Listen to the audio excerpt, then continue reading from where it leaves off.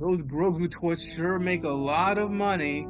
Hey y'all, Alan here, and I'm back at it again with another film review almost a year later, this time for The Mandalorian and Grogu. Well, for those that know the circumstances, it's been almost 7 years since we had a live action Star Wars movie in theaters after the rise of Skywalker.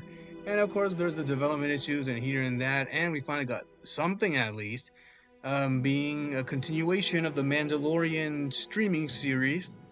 For those that are in the know-how, this was supposed to be a fourth season, but then got transitioned into a movie during the writing process because they needed to get something out. Because of course there is some stuff coming out, it's just not enough, so they need something. So what's the plot? This time taking place some time after season 3, after they reclaim Mandalore. Din Djarin slash the Mandalorian, played again by Pedro Pascal. Oh yeah. Is no longer a quote unquote typical bounty hunter, and now it does case by case missions for the New Republic, where he hunts down Imperial remnants to prevent them coming back, which we know will eventually do us the First Order, but hey, they're doing their best, and he's been pretty good at his new job. This time with the little Grogu back as his official sidekick, who has really grown as an individual, and is learning to take action and being more of his own person, but we'll get to that more later. In this mission, after a mission in the opening, they have to go to a different planet run by I guess, the family members of Jabba the Hutt, who are running a new crime syndicate and trying to get information on another Imperial so that they get more information on what the Empire is hiding so they can prevent another war. That's kind of the plot because it's pretty simple and straightforward. It is what you expect it to be from what the marketing has showed, and if you think the movie will go a certain way, it mostly does go that way. Because yeah, the movies kind of basically feels like the kind of plot from you get from the series, but at a longer length. But anyway, yeah, I appreciate these two working as a team, and learning to trust each other and having true, I guess, father-son feelings for each other, I guess in the form of like family dynamics or as an adoptee father and son. I do also first I'll say the stuff that I like, because for sure I feel this being a slightly different kind of review with how it separates the spoilers and the non-spoilers. On the stuff I like, first I like that they put Mandos as stunt doubles in the opening credits, and yeah, first Star Wars movie with opening credits. Which I wonder why movies don't do this more often. Like the stunt doubles play a big part in getting the whole thing to look impressive, so why not put them at the forefront? Also, it was very weird seeing Martin Scorsese's name in the opening, knowing he plays a monkey-like alien, similar to Jon Favreau's Rio Durant. But yeah, Jon Favreau, of course, known to be a pretty reliable blockbuster filmmaker. He does more of his thing here. He's not, I guess, okay, he doesn't go too crazy with the visual. He doesn't like go the extra mile, but he's reliable in giving everyone what they want in terms of an experience.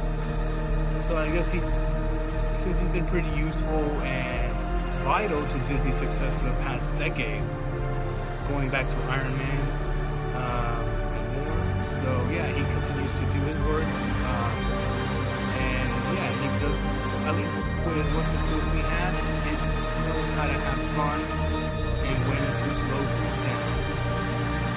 But then, oh yeah, Grogu can now jump on his own. Of course, well, he's done that before, but not to this extent. Like, he's a pretty agile fella. And I also do appreciate that they didn't overdo the cuteness of him, because they could have easily just gone like do some Gaga baby jokes.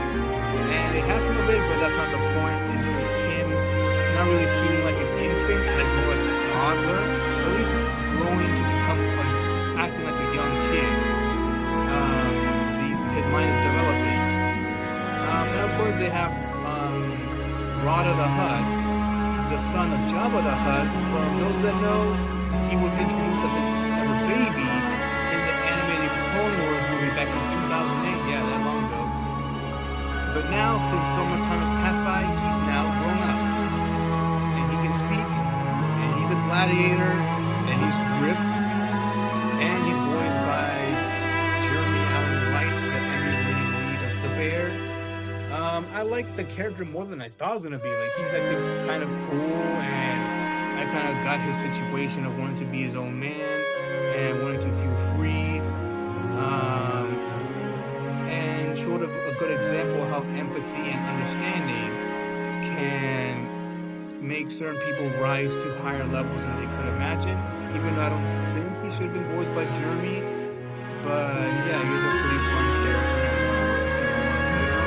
And then there's Zeb from Star Wars Rebels, who made a quick cameo in the season 3 of The Mandalorian. Great to see him again and play a decent role, especially in the first half.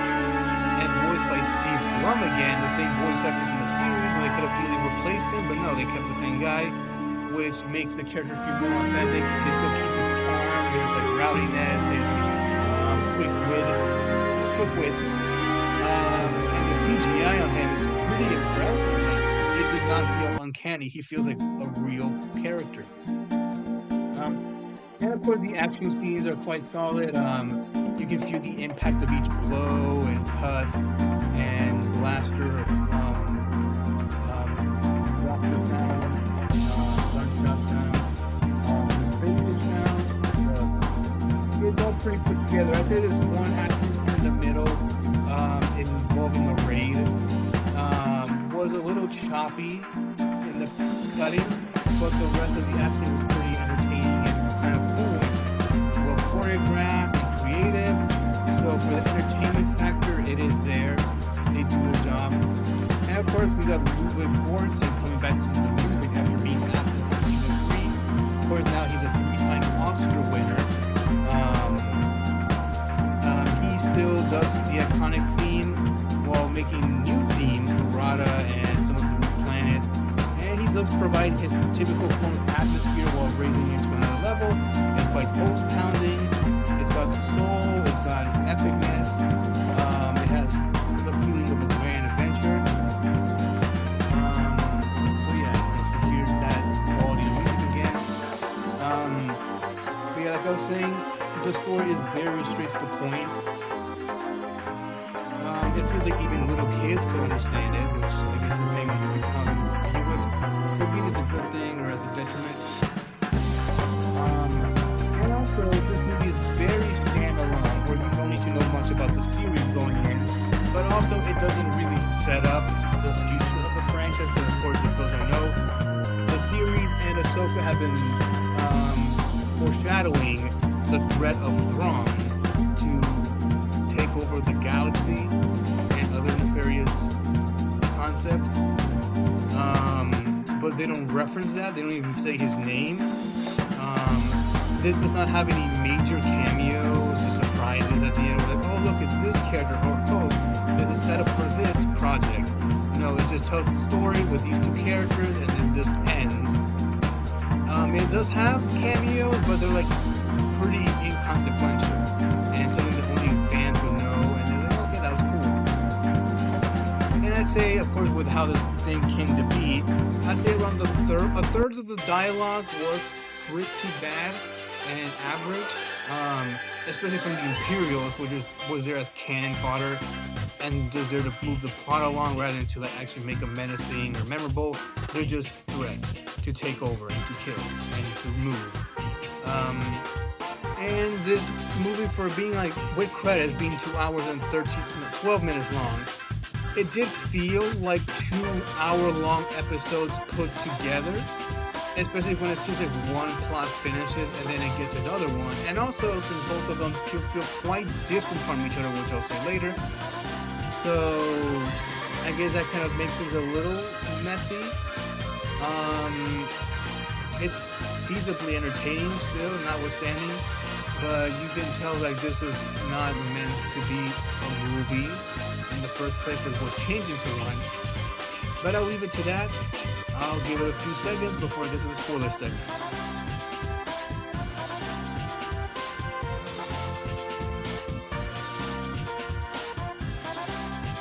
Yeah, I'm still maintaining some of the old school magic review. Yeah, not many surprises. I guess biggest cameo you can possibly get is Dave Filoni as Trapper Wolf and Paul Seung Lee as Carson Teva from other Mandoverse projects, coming back again just as a extra support X-Wing fighter. Um, Also, this, in the spoiler segment, there are no major catastrophic deaths that change the fate of the galaxy. It just, yeah, I guess very, in that way, it does feel very safe. And there for the mercy. But anyway, the two storylines, the first one does involve getting that Imperial, and get his secrets, and then getting out, brought up out of this really cool gladiator sequence. Um, and then getting them safe. But then after that's over, the second storyline comes in where the hired Embo, anti-hero from all the way back from the Clone Wars, to then hunt him down and then bring him to them after breaking their treaty and their word. So then it becomes a rescue mission for Grogu and the Azalians, the small creatures that are the same species as Babu Frick, who was introduced in The Rise of Skywalker. They go on to rescue him, and then Grogu gets a mission of his own because Din gets hurt by the poison of a dragon snake. So Grogu goes on a mission by himself, and then the pacing suddenly becomes more slower and atmospheric and very visual. It's very emphasized on the visuals and the music, where it does work nice as like a long short, but as part of a movie where it was just going rapid fire with the pace, it does kind of mess things up a bit because I did enjoy it. Like, okay, no dialogue, just images and immersion, and heart. Which, if they're gonna do that, they could have given the rest of the movie more atmosphere instead of just one small part of it. So yeah, it's a good scene, but it did feel kind of out of place in the way it was executed. Because man, I'll say Din's story, since like season 3 is basically done, like I think he's already done, like reached the maximum of his character potential. Doesn't mean I want him gone, but yeah, I guess there isn't much more to do with him. I feel like if Grogu was really gone after season 2, Din himself could have been developed more and become like a whole new person. But since he's now forever tethered to the little green guy, I guess it's just about what they do, or rather him on his own, because he wants to be with him forever. Or at least until he passes, because as we know, Yoda's the species lives hundreds of years, so he's aware that he won't be around forever, so he'll be around with Grogu as best as he can until he can't anymore, until his last stand. And who knows when that will be, since of course there's a lot of decades ahead, if it lasts. Because there's a bit like when Din is trying to take out those droid guards, it makes it seem like the poison actually killed him, and I didn't believe it. The movie really wanted the audience to believe that he was going to be gone, because it was playing this slow, dramatic music and very melancholy and slow. It's like, okay, this is the end. He sacrificed himself for Grogu and the Azalians. It's the end of the road. He's gone. But then Grogu comes in to rescue him, and then from the help of this alien, he gives him some medicine and also gives him some water and food to heal him. And also, of course, he can heal the guy. So then after that atmospheric section, he wakes up, and I guess it would have been nice to see his face in that scene, or at least something more emotional, knowing that this guy actually saved my life again. But he was probably like unconscious for who knows how long, like 1 or 2 days. And for him to survive that, thanks to him taking care of him by making a small, I guess, shack, a small den, and covering his legs with leaves so that no one could catch him. Like, he really did put his all, which is very impressive and honorable on his part. and I wish there was something to show more on his gratitude. Um, but yeah, this doesn't really the whole movie doesn't advance the plot that much. I guess the biggest deaths we get is from the two Huts who their comeuppance for getting eaten with that dragon snake after that cool final climax battle.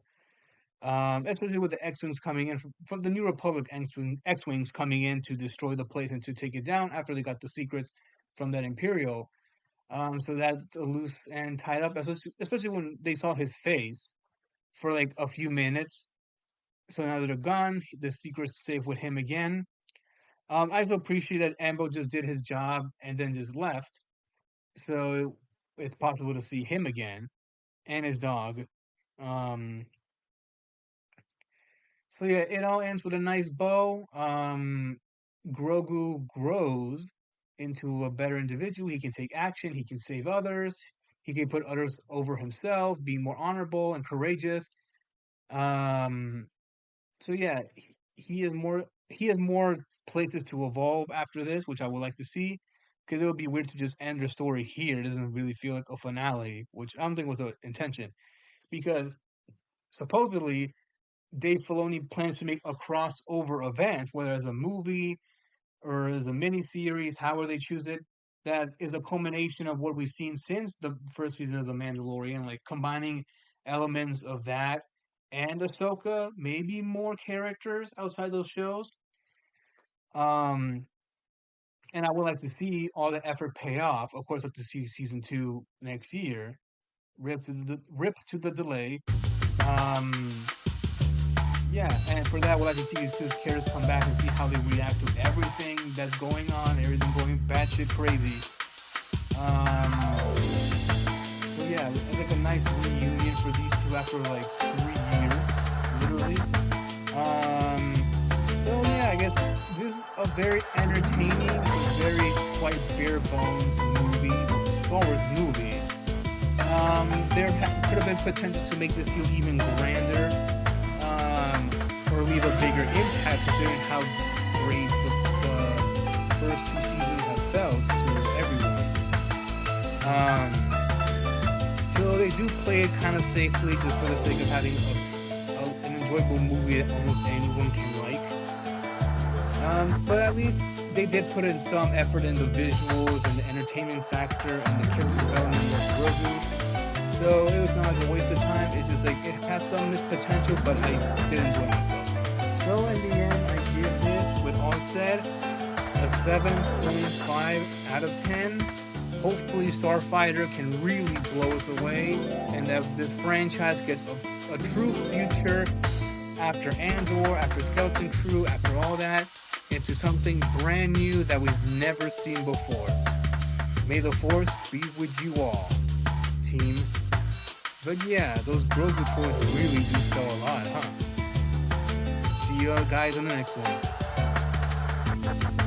And for real, Sigourney Weaver was in the movie playing a colonel named Colonel Ward.